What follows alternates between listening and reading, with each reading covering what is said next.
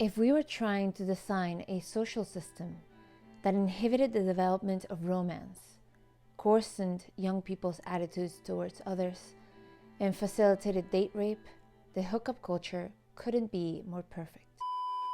Hey guys, welcome back to my channel. Today I want to talk about the hookup culture, the dreaded hookup culture, a part of popular culture that I have never understood, but once I spent some time in the American university system, I saw in many of my American peers. I grew up watching Hollywood TV shows, and quite honestly, this is going to sound a little bit judgmental, but I thought American children were a bit unleashed. I could not understand why so many high schoolers and college students were engaging in this behavior. I didn't understand the appeal. As I grew older, I came to understand that TV shows weren't necessarily reflecting the culture, but shaping it, or at least trying to shape it. And honestly, for the most part, I think they have succeeded. I also came to understand that the drive to engage in such a culture was a hunger of sorts, a hunger for acceptance, a hunger for approval, a hunger for connection,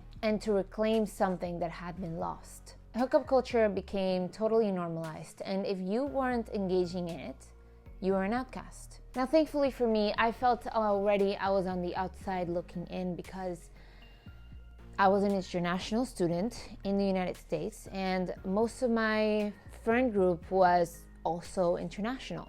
So we were all on the outside looking in. But we did have some American friends and classmates, and we saw that it was a prevalent thing. It was quite common. I tried not to judge, but inside I just wondered, what's the point of this? I, of course, tried to mask my judgment and disappointment because it became very clear to me that this was something to be accepted as normal. So my attempt to fit in, I did not show my judgment, my disapproval, and my aversion. You see, I think in many ways I inherited my father's pragmatism. For example, I have never understood the idea of moving in before marriage. Sorry to my friends who have done this, but for a woman to move in with a man, I just think men consider that like a married life. Unless he is extremely romantic, the only difference for them is going to be that piece of paper, which will bind them to something. They already have the married life without that piece of paper. Why would they, if you're thinking very pragmatically, why would they go sign this piece of paper? I think for women, moving in with a man before marriage, it's a mistake. Are you auditioning? Now that he has you at home, why would he want to bind himself to you through paperwork? With the exception being children. And even that, with the culture we have today, there's definitely an attempt to change that as well. But perhaps that's a topic for another time. Really let me know if you'd like me to discuss that a little bit more in depth. The hookup culture. Let's get back into that. The hookup culture came as a result of second wave feminism. What many women call, or people call, women's liberation, women's lib, the sexual revolution, sexual liberation. Feminists wanted to liberate women from the shackles of having to submit to one man, and instead submit to many men. Nowadays, men only need a $5 subscription a month for visual access to women. I mean, what an accomplishment. Today, a lot of people look to the 50s as the golden era, but quite honestly, I do understand why the shift happened in the 60s. Because there was a feeling of boredom in the lives of a 50s housewife. Not for everyone, but I think for a lot of them. I honestly would be bored if all I had to do every single day was to sit around the house and look pretty. And many men will scoff at this.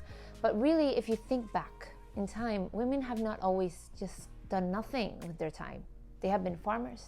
They have been handmaidens, they have been midwives, they have been doulas, they have been seamstresses, they have been guides, they have been missionaries. This idea that women didn't work in the past is nonsense. I feel the need to clarify this point. I'm not in any way saying that homemakers of today need to have a job or a side hustle to be valuable to the home. Homemaking, when done right, can be a satisfying and fulfilling experience that is absolutely necessary for a rich life, especially for the children. I grew up in an environment like this. However, the women of the 50s experienced a sort of shock to the system. A lot of the jobs previously done by them were now done by technology, and they were just encouraged to pop a meal in the microwave. They thought the free time to do nothing would be fun, would be satisfying. But it wasn't. They could have utilized this time in other productive ways, but they chose not to. Our great-grandmothers in the past, great-great-grandmothers, had to work. For women of that generation, being a homemaker was work. There was no microwave or instant dinners. You had to make sure that everyone in the household was warm and fed, and that was a massive job, an all-day job, which at the end of the day, you could look back on your duties for the day and feel satisfied. Women of the 50s had it easy, and I think because of these facilities, they started to become bored. And this is not to say we should not be thankful for those things, but those women should have chosen a different way to be productive with their time. Idle hands make the devil's work. Is that the phrase? Anyone would go crazy with such a lack of mental challenge and so little satisfaction at the end of the day. And women went crazy. And that's the result of the feminists of the 60s. Proverbs 14:1 says, "The wise woman builds her house, but the foolish pulls it down with her hands." We have multiple generations of foolish women pulling down the house, pulling down the work of the previous generations of women. Mona Sharon, an author of the book Sex Matters, states that women did not invent sexual liberation for women, but they certainly ratified it. That without the seal of approval by the feminists, sexual liberation of women would just have been another attempt by men urging women to lower their standards. Yet another kind of power that women heedlessly tossed aside 40 years ago was sexual power. The results of that forfeiture are rarely acknowledged. Among the well-educated elites, women must search for love and commitment among a population of young men who have ready access to sex and less incentive than in previous decades to choose monogamy. I read somewhere on the internet that we should denormalize hookup culture, and this comment got a lot of criticism, as if it was an authoritarian thing to denormalize hookup culture. Is it also an authoritarian thing to normalize it? Because that's where we're at.